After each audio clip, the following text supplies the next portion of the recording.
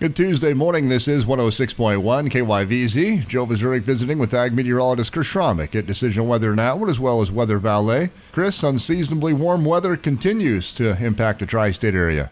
Yeah, Joe, we're going to have these westerly downsloping winds that'll bring impacting our weather definitely today. And then we've got a weak front that'll go through. And then tomorrow it'll be a little bit cooler. And then again on Thursday, it's going to warm back up because of that wind direction switch. Out there this morning, we've got those westerly winds, maybe a little bit of a southwesterly wind out there in Burlington, Goodland at 10 miles per hour. Temperatures are 32 and 36 there, where the winds are a little bit lighter or calmer and have a little bit more of a northwesterly pitch to them in McCook. And Oberlin, we're below freezing with temperature readings of 30 and 27. So temperatures are above and below freezing as we start the morning. That's going to kind of be what we're going to be seeing the next 2 nights and maybe even into the weekend. There Saturday morning where temperatures are going to be right around that freezing number, 1 or 2 degrees below or 1 or 2 degrees above it. So that is mild for this time of year. Generally, we should be in the lower 20s and high temperatures should be around 40.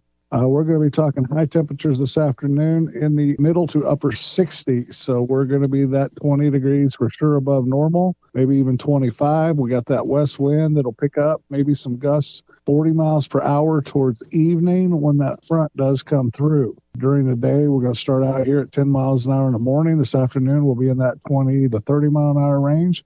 So it will be a bit breezy. And then when that front does go through this evening into tomorrow morning, we don't see the temperatures drop so much overnight with some cloud cover and those breezy winds at around that freezing mark again. And then tomorrow we'll warm up to around 50 for afternoon highs, upper 40s, with some cloudier skies. Tomorrow's winds will be more from a west or a northwest direction at 10 to 20 miles per hour.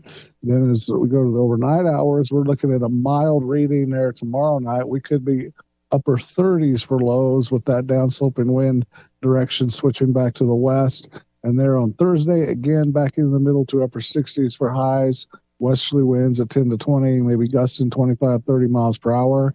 And then another night with a low of 32. Then Friday morning, we got another one of those dry clipper fronts coming through. It could squeeze out maybe some flurries, sprinkle or two.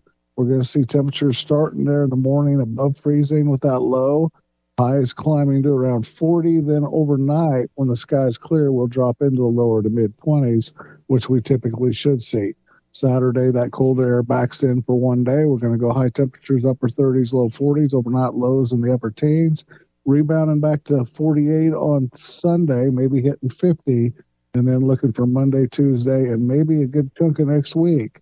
We're going to see dry conditions, high pressure building in the west. That'll deflect the storm track up to the Canadian border, maybe some stuff down into South Texas, and that'll be a split flow weather pattern for next week and maybe leading up to Christmas, which means 50-degree temperatures and lows in the middle 20s here in the middle of December.